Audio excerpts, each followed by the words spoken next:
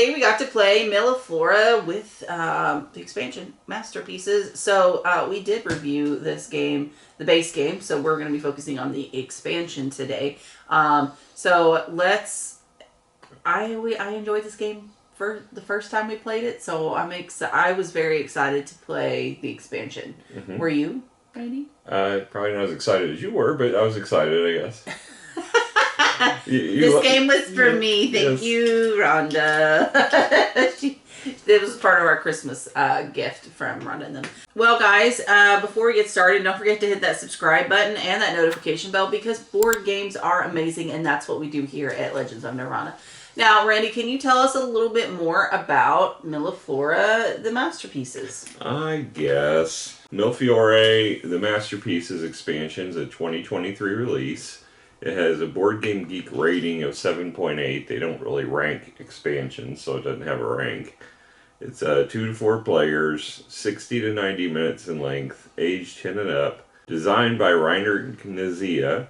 Art is by Stefan Lorenz. Published by De Vere or Schmidt Spiel. Got both names on the box. The mechanics are area majority, closed drafting, and pattern building. It has an MSRP for the expansion of $29.99. The online prices that you can find this at are pretty much all the same. Game Nerds is 2 cents cheaper at $23.97. Card House and Tabletop Merchant both have it at $23.99. I think those are the only three I saw that had it in stock at the moment that I checked. All right, so let's talk about quality of components. So this quality of components are very, very similar in the fact that you have the exact same cards. You have an attached board. Well, it's not attached. It sits next to it. It sits next to it. I will say, it's a board. I think it's similar. I mean, it is the same, except this one doesn't have that fold over. It doesn't have the score board going around because it's already on the No, not that. It's this folding. Like this is like flat cardboard. The trim. So the trim is not there. Whether it's needed or not, I don't know. It's just something I noticed because it, like when you go to feel the edges, it feels differently. And then for those that have sensory issues like me, but then as well as, the pieces are all cohesive. So, it's the same score for the expansion. They used practically the exact same thing. Yeah, I think we gave it 7.5 to 8, somewhere in there before, same score. Yeah, agreed. All right, so moving on to the actual theme. I think they fleshed out the theme by adding some of this expansion. Yeah, this is not by much. No, but yeah, it's all about crystal making, but it's really layered on because it's really just tracks and different capabilities of scoring, if you will. That they added a new track to the game in this, and then also another a kind of a tic-tac-toe element to the game. But yeah, so I think it's a little bit more involved, but not much more. So probably wouldn't increase the theme for it any as far as the score goes. So I'm probably still about the same. Yep. I think it was close to a 7 on that. I think is where we were at. It's been a long time since we did the video, but I think that's where we were. I agree with that assessment. All right, so then moving on to the rulebook. Randy, how was the rulebook? Short, actually. The original rulebook was like 12 pages in length. So the new rulebook is 4 pages long. The contents are called out at the top, but they don't have pictures. They just have the text. And then they have the setup, which actually bolds and restates what's up there. I guess they're relying on the setup to kind of tell you which pieces are what, but it's pretty clear anyway. Then there's the how to play starts at the very bottom of the page and basically takes up the rest of the book. It's broken into the different add-ons, if you will. There's a small council, which is it kind of determines turn order in the game and also gives you special abilities. You have the trade route, which is changed as far as how it works slightly, and then the masterpieces themselves, which are the cards that kind of adds the tic-tac-toe element. That's really all that this adds, but it's just enough to complement what's already there. So I think the rulebook does a fine job. It's quick to read and it gets you into the game with the new elements very quickly. I'm going to give this a 9 because I like short. Okay. All right. So moving on to gameplay. So what does this add? All right. So it extends out your boat track. So you'll keep on going, and actually it does end up with victory points whoever hits the end of the track first. Yeah, that's new. So that is new because before you just get to the end and get to play an additional card. But that's not the case now. Then you also have this track that you go up.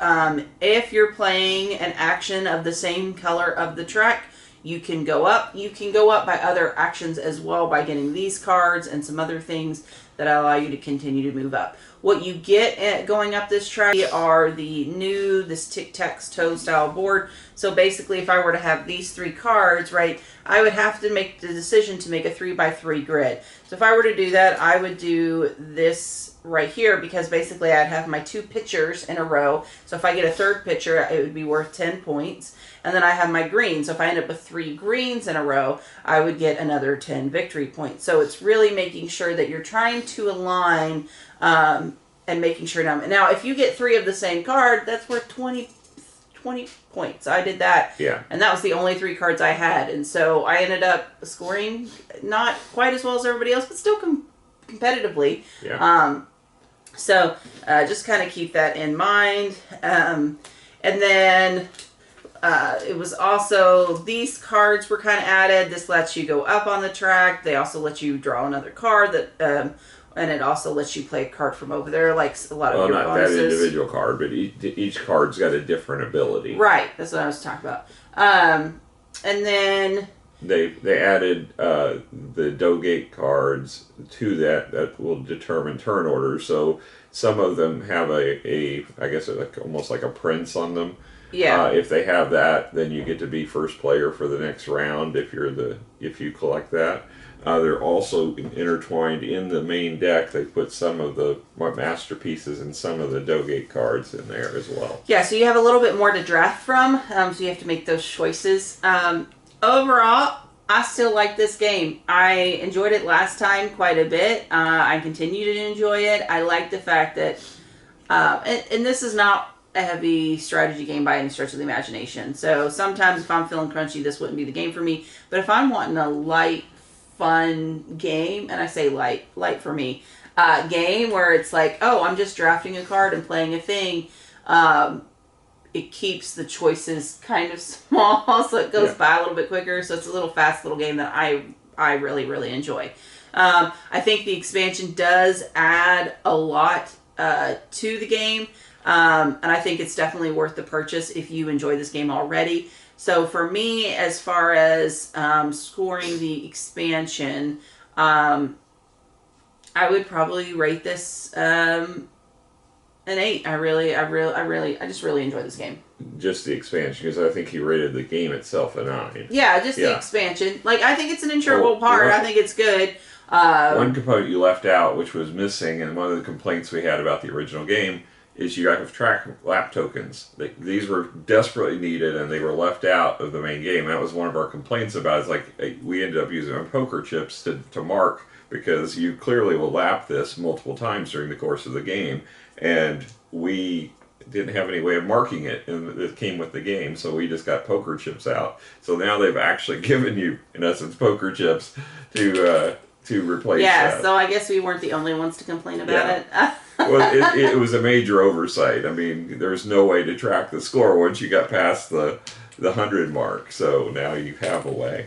Yeah. So that improved it there dramatically, just having those. But also, it adds 2 more tracks for scoring. Anything in a point salad game that adds more capabilities with minimal having to learn it, I think is always good. And it's variable. It doesn't feel the same as the others. No, it definitely feels different. It's like the 2 green ones before. I always had a problem with the fact that they're basically essentially the same. Yeah.